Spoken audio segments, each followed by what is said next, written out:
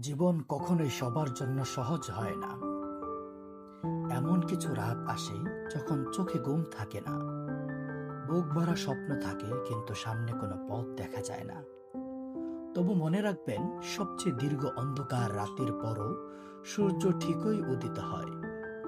হয়তো আজ আপনার কষ্ট কেউ দেখছে না, আপনার নীরব সংগ্রামের গল্প হয়তো কেউ জানে না, কিন্তু আল্লাহ জানেন।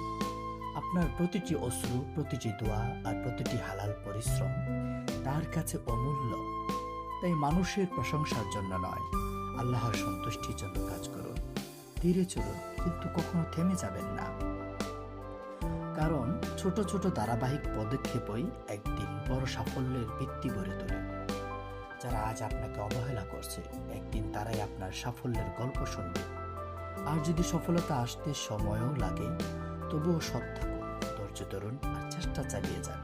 কারণ প্রকৃত বিজয় শুধু গন্তব্যে পৌঁছানো নয়, বরং কঠিন পথেও সঠিক পথে অবিচল থাকা।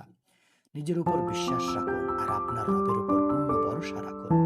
কারণ যে হৃদয় আশা হারায় না, আল্লাহ তাকে কখনো নিরাশ করেন না।